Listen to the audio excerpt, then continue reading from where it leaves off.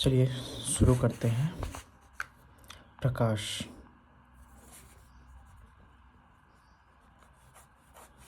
प्रकाश chapter देखो, इसमें पहला टॉपिक आता है प्रकाश स्रोत। ठीक, प्रकाश है क्या? प्रकाश एक एनर्जी है ना, जिसकी वजह से हमें वस्तुएं दिखाई पड़ती हैं।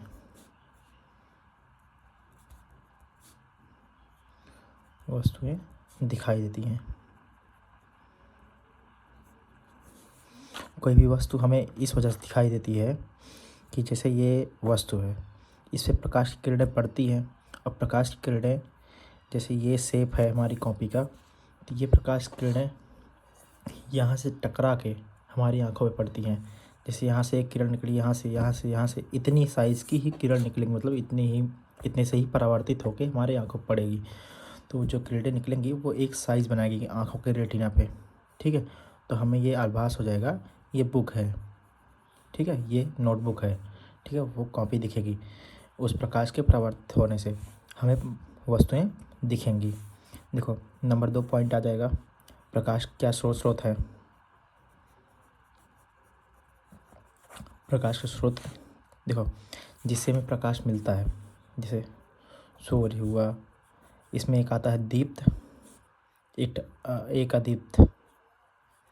दीप्त वो होता है जो खुद प्रकाशित हो जाता है। दीप्त अदीप्त होता है जो किसी दूसरे प्रकाश से प्रकाशित होता है।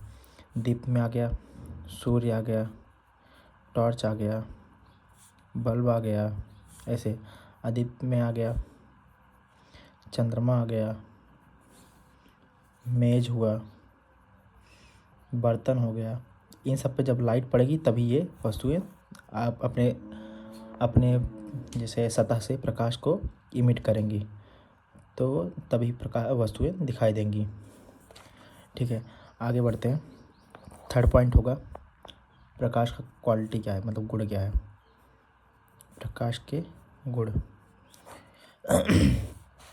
प्रकाश तो हम जानते ही, सरल रेखा में चलता है ऐसे से। ठीक, एक किरण दर्शाते हैं, ऐसे सीधी रेखा में चलेगा जब भी चलेगा। ऐसा नहीं कि यहाँ से ऐसे गया फिर ऐसे फिर ऐसे ऐसे। ठीक है, हमेशा सीधी रेखा। पहला गुण हो गया सीधी रेखा। सीधी रेखा मतलब सरल रेखा में चलेगा। ठीक, दूसरा, जो प्रकाश है वो विद्युत चुम्बकीय तरंग है। ठीक है, विद्युत चुम्बकीय तरंग भी सीधी रेखा में ही चलती हैं। ये भी एक चुम्बकीय रेखा, विद्युत चुम्बकीय तरंग है।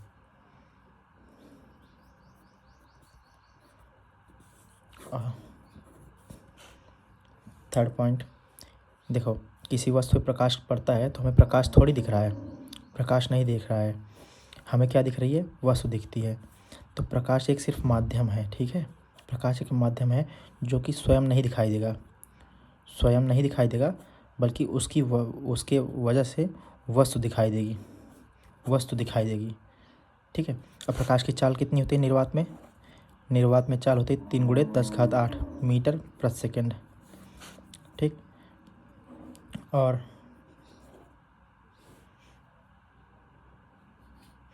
देखो प्रकाश, देखो दो तरह से मुड़ता है, दो तरीके से मुड़ता है। एक, अगर एक चिकनी सतह हो, ठीक, चिकनी सतह हो, आएगी वापस आएगी, इसे बोलेंगे परावर्तन। ठीक, और एक ऐसे कांच बना रहेगा, ऐसे आएगी ऐसे निकल जाएगी।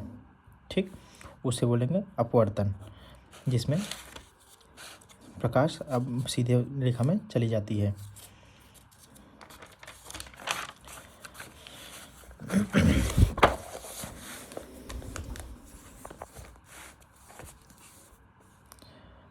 अब देखिए अगला टॉपिक पढ़ते हैं सीधा। अब प्रकाश का परावर्तन पढ़ते हैं। मेन टॉपिक है प्रकाश का परावर्तन। प्रकाश का परावर्तन क्या होता है? देखिए, जब एक कांच रहेगा, ठीक, कांच के ऊपर मान लो चांदी का पेंट लगा है, चांदी का पेंट लगा है। अब इस पर कोई किरण पड़ेगी, ठीक, कोई किरण आई तो क्या होगा, वो ऐसे ही वापस चली जाएगी। ठीक, जो किरण यहाँ इसके सतह पे पड़ी, इसको बोलेंगे आई, मतलब आपतित किरण। आपतित किरण, और जो वापस गई, तीर लगाएंगे ना सामने का, ये इधर गई, ठीक है, जो वापस गई उसके आप उसको क्या बोलेंगे, परावर्तित किरण।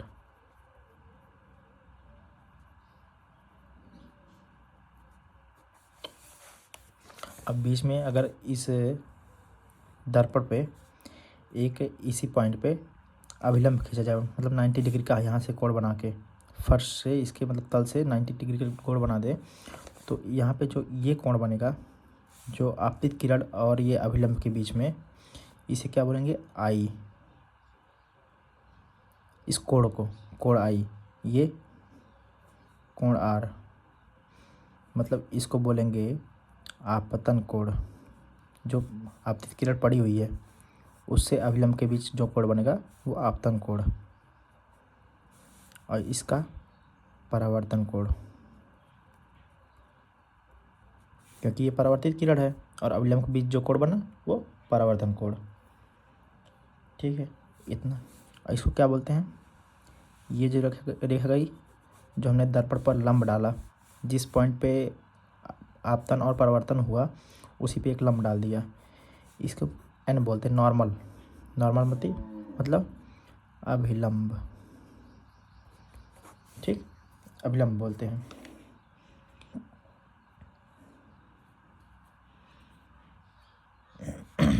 अब परावर्तन का नियम समझ लेते हैं।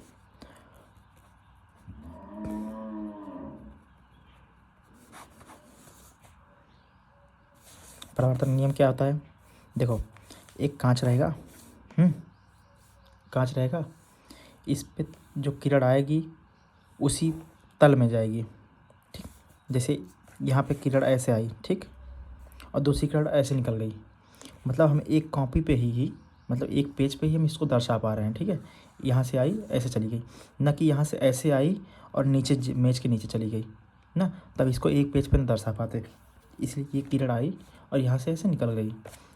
देखो ये क्या हुआ, एक तल में हुआ, और जो पॉइंट से अविलंब खींचेंगे वो भी इसी तल में रहेगा, तीनों एक एक लेवल पे रहेंगे, मतलब तीनों एक पेज पे आ जाएंगे, हाँ, जहाँ भी रहेगा। देखो तो इसको बोलते हैं आई, इसका एंगल होगा आई, इसका एंगल होगा आर, मतलब ये आपतित किरण, ये परावर्तित किरण, ये अभिलंब। अब नियम क्या बनेगा, आपतित किरण, पहला नियम,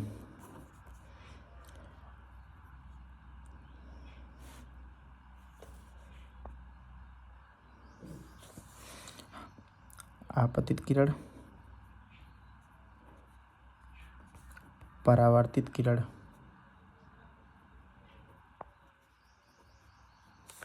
और अभिलंब, तीनों एक ही तल में रहेंगे।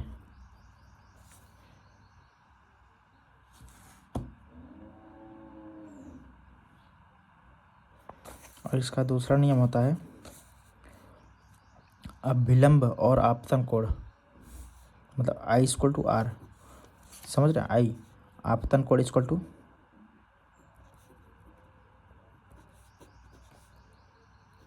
रिफ्लेक्शन, ये परावर्तन कोण, समझ में आया। ये दोनों कोण बराबर होंगे, जो आपतित किरण है और अभिलंब नॉर्मल, इसके बीच जो कोण बन रहा है, और जो ये जो किरण परावर्तित होगी, परावर्तित किरण और अभिलंब के बीच जो कोण बनेगा वो दोनों बराबर होंगे, जितना एंगल पे आएगा उतने एंगल से निकल जाएगा। क्या हुआ, आपतन कोण परावर्तन कोण बराबर जाएगा। दोनों नियम क्या हुआ, एक आपतन कोण और परावर्तन कोण के बराबर होता है, मतलब इसको बता सकते हैं कि अभिलंब और आपतित किरण के बीच का कोण अभिलंब और परावर्तित किरण के बीच का कोण बराबर होता है, ठीक। दूसरा नियम क्या बना, आपतित किरण परावर्तित किरण, आपतित किरण परावर्तित किरण और अभिलंब तीनों एक ही तल में होते हैं, ठीक है, एक ही लेवल में आ गए। अब एक पॉइंट बनता है, प्रकाश की किरणों की उत्क्रमणीयता, रिवर्सिबिलिटी होती ना, चेक करते हैं। देखो प्रकाश के किरण की उत्क्रमणीयता,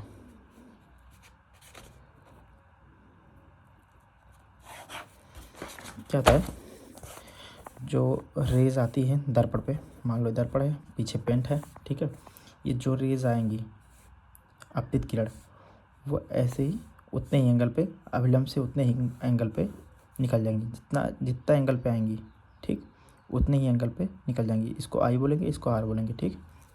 आपतन कोण और ये परावर्तन कोण। देखो यहाँ से किरण हमने डाली और उतने एंगल पे निकल गई। यहाँ से मान लो 45 डिग्री सेल्सियस पे हमने ये डिग्री 45 डिग्री सेल्सियस पे डाला और यहाँ 45 डिग्री सेल्सियस पे ही निकलेगी नॉर्मल से, ठीक है। और दूसरी बात ये रही उत्क्रमणीयता क्या है। उत्क्रमणीयता मान लो यहाँ से टॉर्च जलाई हमने, ठीक, टॉर्च जलाई तो ये लाइट यहाँ से परावर्तित होगी, ऐसे निकलेगी, ठीक, यहाँ पे निकली है, ठीक, इस लाइन से। अगर मान लो यहाँ पे टॉर्च न रख के यहाँ पे हम टॉर्च रख रहे हैं, ठीक, यहाँ टॉर्च लगा दिए, अब यहाँ से लाइट दिए तो ये क्या होगा, इसी रेखा पे आएगी, यहाँ से लाइट यहाँ आई टकरा के फिर यहीं पे जाएगी। तो चलो यहाँ से टॉर्च था फिर भी यहाँ गई किरण, और यहाँ टॉर्च रखे फिर भी किरण यहाँ गई, यही होगी उत्क्रमणीयता। उत्क्रमणीयता इसको बोलते हैं। देखो जब आपतित किरण और परावर्तित किरण में जब चेंज किया जाता है, आपतित किरण की जगह परावर्तित कर देते हैं, परावर्तित की जगह आपतित कर देते हैं, तो वो कोण जो रहेगा वो आपस में बराबर ही रहेगा। आपतन कोण और परावर्तन कोण बराबर होता है, इसलिए लाइट भी उसी माध्यम से जाएगी, उसी लाइन से जाएगी, और ये होती है प्रकाश की उत्क्रमणीयता। अब आते हैं इमेज के ऊपर बात करते हैं। अभी पॉइंट समझते हैं, फिर ये बाद में अच्छे से जब प्रतिबिंब के बारे में पढ़ेंगे तब दिखाई देगा क्या क्या हो रहा है। अब इमेज के बारे में पढ़ते हैं। इमेज, प्रतिबिंब। देखो प्रतिबिंब दो प्रकार के, एक आभासी, दूसरा वास्तविक।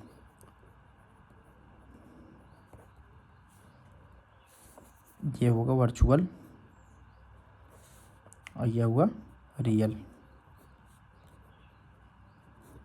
देखो दोनों खासियत बता रहे हैं। इसको हम खुली आँख से देख सकते हैं, ठीक, इसको हम खुली आँख से नहीं देख सकते, आँखों से सीधा नहीं दिखाई देगा, आँखों से नहीं दिखाई देगा, ये दिखाई देगा। इसको क्या होता है, वास्तविक इमेज क्या होता है, हमें इमेज तो मिलेगी लेकिन एक पर्दा लगाना पड़ेगा और वो पर्दे पे जाके इमेज बनेगी। हाँ, वो पर्दे पे जाके इमेज बनेगी। अभी हम इसको भी दिखा देंगे।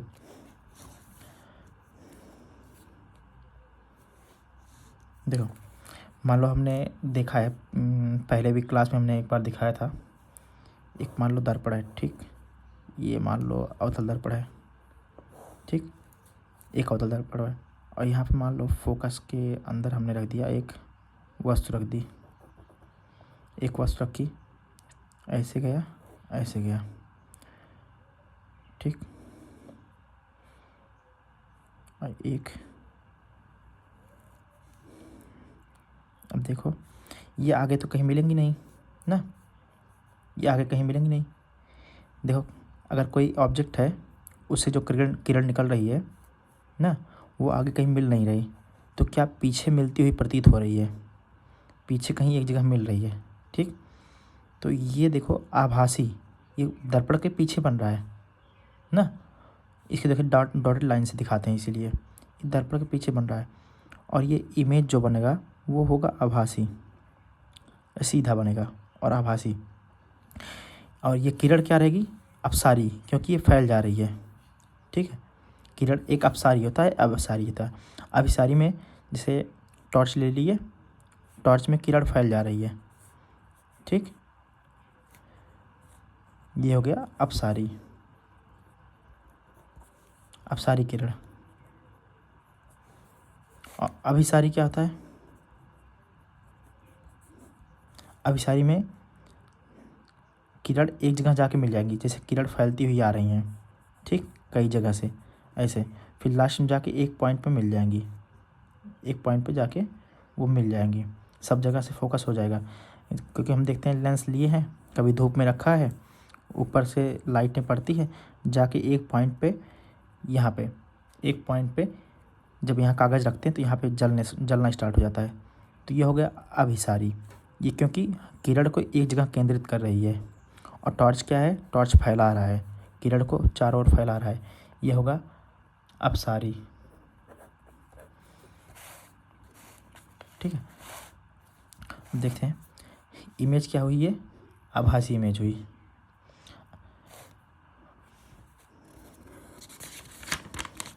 आभासी इमेज क्या होगा, हमेशा दर्पण के पीछे ऐसे ही बढ़ा के ना डॉटेड लाइन से इसको पूरा किया जाएगा। और ये क्या होगा, हमेशा सीधा ही होगा। आभासी इमेज जो बनेगा वो हमेशा सीधा होगा और इसको पर्दे पे प्राप्त नहीं करना पड़ता, ये डायरेक्ट हमारी आंखों से दिख जाएगा।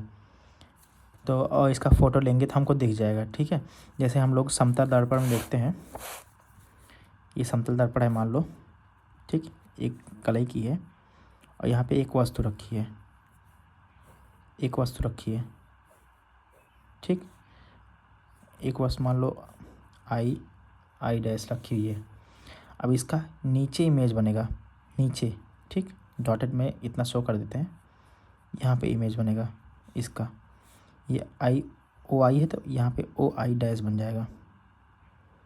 ठीक है, देखो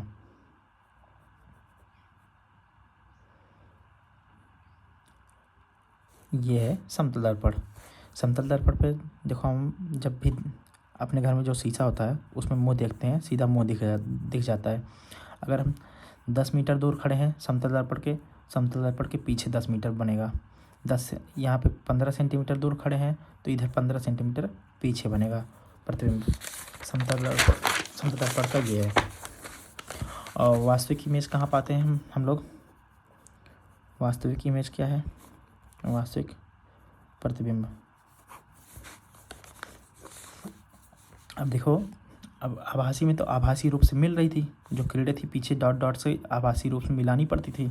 अब इसमें क्या है, जो भी किरणें रहेंगी वो डायरेक्ट मिलेंगी। ठीक, देखो यहाँ पे CF, देखो यहाँ पे मिल रही ना, तो यहाँ पे इमेज बनेगा। जहाँ कटआउट है वहाँ पे इमेज बन जाएगा। ये हुआ वास्तविक। अगर यहाँ कहीं पीछे मिलता होता, ठीक है, लेकिन यहाँ पीछे ले जाने पे ये दूर ही चली जाएंगी ऐसे ऐसे। ये देखो अपसारी है ना, फैलती चली जाएंगी किरणें। तो यहाँ कहीं मिलेगा नहीं, किरण कहीं मिलेंगी नहीं, यहाँ पे मिलेगी ना। यहाँ पे जो प्रकाश की परावर्तक तल से यहाँ से गुजरी, यहाँ पे आके मिल गई। यहाँ पे मान लो OI है तो यहाँ पे O डैश I डैश बन जाएगा, प्रतिबिंब बन जाएगा उल्टा। देखो ये उल्टा इमेज बन रहा है। ठीक, पहली बात। और दूसरी बात क्या है, ये वास्तविक है, वास्तविक रूप से मिल रही है। और क्या है ना, इसके लिए यहाँ पे एक पर्दा लगाना पड़ेगा, यहाँ पे एक पर्दा लगाना पड़ेगा।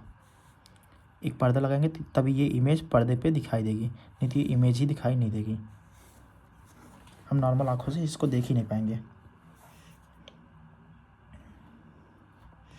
अब देखो दर्पण कितने प्रकार के होते हैं, 2 प्रकार के। एक समतल ले लो, एक गोली ले लो। अब देखो समतल में क्या है, एक कांच का प्लेट रहेगा।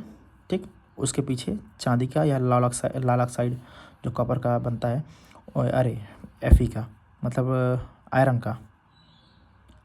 का ऑक्साइड जो होता है वो उसका लेप लगा रहता है, लाल ऑक्साइड का। ठीक, तो ये समतल दर्पण का, और ये हो जाता है परावर्तक तल।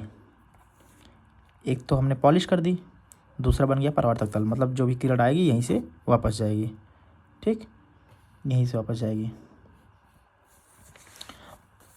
कभी कभी चांदी की पॉलिश रहती है, कभी कभी होता है पारे का ऑक्साइड होता है, या लाल ऑक्साइड Fe2O3। ठीक, ये चीज़ से पेंट किया रहता है, दूसरा तल परावर्तक तल बन जाता है। अब आते हैं गोली वाले में। गोली में एक गोला रहेगा, ठीक है, एक कांच का गोला लिया गया, इसको यहाँ से काट दिया गया। ठीक, हमने यहाँ से काट दिया। अगर हम अंदर के साइड से ऐसे ऐसे पेंट कर रहे हैं, ये इसका भाग ही निकला ना, इसका ये भाग निकला, और हम यहाँ से ऐसे ऐसे पेंट कर दिए अंदर के भाग को।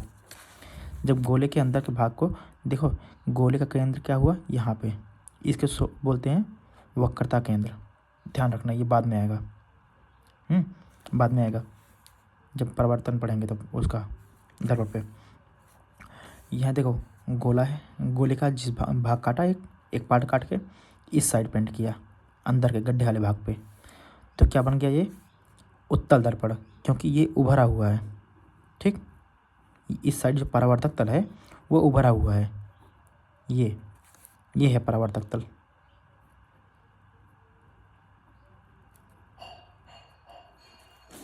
देखो अब मान लो एक और गोला है, उसमें हमने काट दिया इस साइड से, ठीक, और उसके उभरे हुए भाग पे पेंट कर दिया। ठीक,